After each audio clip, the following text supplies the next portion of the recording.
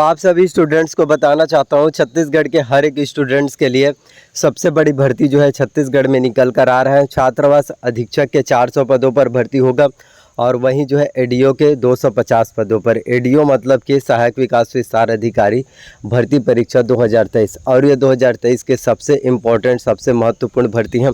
तो जो भी स्टूडेंट जिनको छात्रावास अधीक्षक बनना है या फिर आप एडीओ सहायक विकास विस्तार अधिकारी भर्ती परीक्षा की तैयारी करना चाहते हैं, इस वीडियो को लास्ट तक देखना। आप लोगों को पूरा शैक्षणिक योग्यता क्या होगा, आवेदन करने के लिए आयु सीमा कितना होना चाहिए, सिलेबस, चयन प्रक्रिया, सैलरी, आवेदन आपको कब करना है, आवेदन करने की प्रारंभिक तिथि, आवेदन करने की अंतिम तिथि, सभी जानकारी इस वीडियो के माध्यम से आप सभी को मिलने वाला है। तो सबसे पहले अगर हम बात करें शैक्षणिक योग्यता की, तो यदि आप छात्रावास अधीक्षक बनना चाहते हैं तो क्वालिफिकेशन है सबसे पहले तो आपका 12वीं पास। जी हाँ, अगर आप छात्रावास अधीक्षक बनना चाहते हैं तो सबसे पहले आपका 12वीं पास होना चाहिए। 12वीं आपका माध्यमिक शिक्षा मंडल रायपुर बोर्ड से होना चाहिए और साथ में आपका 1 वर्ष का कंप्यूटर्स कोर्स भी होना चाहिए। आपका जो है छात्रावास अधीक्षक बनने के लिए, तो छात्रावास अधीक्षक बनने के लिए कम से कम आपका 1 वर्ष का कंप्यूटर्स का डिप्लोमा कोर्स होना बहुत ज़्यादा ज़रूरी है। कंप्यूटर्स के डिप्लोमा कोर्स में यदि आपने आईटीआई कोपा किया है या फिर आपने डीसीए किया है, पीजीडीसीए किया है, बीसीए की है या फिर आपने कंप्यूटर साइंस किया है, तो आप जो है छत्तीसगढ़ में छात्रावास अधीक्षक भर्ती परीक्षा के लिए बिल्कुल एलिजिबल हो। आप आराम से इसके लिए जो है आवेदन कर सकते हैं। आयु सीमा की अगर हम बात करें छात्रावास अधीक्षक के, तो कम से कम आपका जो उम्र है वो कम से कम जो है मिनिमम 21 वर्ष होना चाहिए। मैक्सिमम एज लिमिट जो है 35 वर्ष, इसमें जो है आपका होना ही चाहिए। वहीं कैटेगरी वाइज अगर छूट की बात करें तो यहाँ पर एससी और एसटी कैटेगरी वाले स्टूडेंट्स को 5 वर्ष का छूट मिलता है। तो यदि आप एससी और एसटी कैटेगरी वाले स्टूडेंट हैं, 40 साल के यहाँ पर आवेदन कर सकते हैं। वहीं यदि आप ओबीसी कैटेगरी वाले स्टूडेंट हैं, 38 वर्ष के, आप इसमें बहुत ही आराम से जो है ईजिली आवेदन कर सकते हैं। तो 1 वर्ष का कंप्यूटर्स का डिप्लोमा कोर्स होना ज़रूरी है।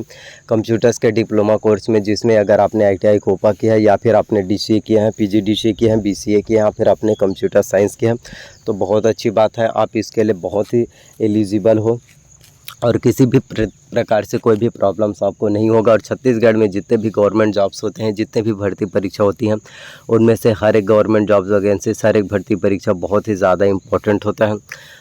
आपको बताना चाहता हूँ सिलेबस के बारे में। तो छात्रावास अधीक्षक बनने के लिए आपका जो है सबसे पहले तो कंप्यूटर्स होना बहुत ज़्यादा ज़रूरी है। बिना कंप्यूटर्स कोर्स के आप जो है छात्रावास अधीक्षक नहीं बन पाएंगे, क्योंकि कंप्यूटर से अकेले 50 अंकों के प्रश्न पूछे जाते हैं, जिसमें कम से कम आपको जो है 25 नंबर आपको लाना अनिवार्य। यदि आप कंप्यूटर्स में 50 में से 25 नंबर लाएंगे तो ही आप सिलेक्शन ले पाएंगे, तो ही आपका सिलेक्शन होगा, अन्यथा आपका सिलेक्शन नहीं होगा। तो इसलिए जितना ज़्यादा हो सके मेहनत कंप्यूटर्स में करना, जिसमें आपका कंप्यूटर्स के उपयोग कहाँ कहाँ एवं किस लिए किया जाता है, इनपुट डिवाइस क्या होता है, आउटपुट डिवाइस क्या होता है, फुल फॉर्म्स के बारे में, एमएस ऑफिस के बारे में, MS Word, MS Excel, MS PowerPoint, MS Access के बारे में, इन सभी चीज़ों के बारे में जानकारी होना चाहिए। साथ में फुल फॉर्म, जिसमें सीपीयू का full form central processing unit, URL का यूनिफॉर्म रिसोर्स लोकेटर, डब्ल्यूडब्ल्यूडब्ल्यू का वर्ल्ड वाइड वेब, डब्ल्यूएआईएन वैन का जो है वाइड एरिया नेटवर्क का, मैन का जो है मेट्रोपोलिटन एरिया नेटवर्क का। तो आपको इन सभी चीज़ों के बारे में जानकारी होना बहुत ज़्यादा इंपॉर्टेंट है। साथ में बात करें चयन प्रक्रिया, सिलेक्शन प्रोसीजर, तो इसमें आपका जो है डायरेक्ट भर्ती होगा, सीधी भर्ती होगा। सिर्फ आपको एग्ज़ाम्स को बस क्वालिफाई करना है, देन आपका सिलेक्शन जो है हो जाएगा। और छात्रावास अधीक्षक भर्ती परीक्षा बहुत ही ज़्यादा इंपॉर्टेंट होता है। वहीं अगर हम बात करें सैलरी के, तो छात्रावास अधीक्षक भर्ती परीक्षा में अगर हम सैलरी की बात करें तो 22,000 रुपये आपको जो है प्रत्येक माह जो है सैलरी मिलेगा, प्लस 2400 रुपये अलग से ग्रेड पे, यानी कुल टोटल जो है 24,400 रुपये आपको जो है प्रत्येक माह जो है सैलरी मिलता है। और ये धीरे धीरे सैलरी इंक्रीज़ होते होते जो है आपको बहुत ज़्यादा अधिक फिर मिलने लगेगा। तो काफ़ी ज़्यादा इंपॉर्टेंट आप सभी के लिए ये अपडेट्स हैं। तो इसके लिए आने वाले समय में ये सभी अपडेट जो है निकल कर आ जाने हैं। तो कोई भी नई अपडेट जब आएगा तो मैं आप सभी को ज़रूर बताऊंगा। तो फ़िलहाल अभी ये नोटिफिकेशन निकल कर नहीं आया, लेकिन तैयारी आप जो है अच्छे से कर सकते हैं। साथ में आप सभी को बताना चाहता हूँ एडीओ भर्ती परीक्षा के 250 पोस्ट के बारे में, जो कि बहुत ज़्यादा इंपॉर्टेंट है, सहायक विकास विस्तार अधिकारी। और इसमें आप लोगों के लिए एक प्लस पॉइंट है जो कि काफ़ी ज़्यादा इंपॉर्टेंट है। इसमें एडीओ भर्ती परीक्षा में आपके जो है एग्ज़ाम्स में जो है आपके हिंदी होगा, इंग्लिश होगा, रीजनिंग होगा, इनसे एग्ज़ाम में प्रश्न नहीं पूछे जाते। जी हाँ, इनसे एक भी एक क्वेश्चंस नहीं पूछे जाते। इसमें हिंदी से ही प्रश्न आएंगे जो 30 अंकों के होंगे। और आपके जो है आप पंचायती राज की जानकारी से, ग्रामीण विकास की फ्लैगशिप योजनाओं की जानकारी से, और इन संविधान से जो संविधान कॉन्स्टिट्यूशन है इनसे संबंधित जानकारी पूछे जाएंगे।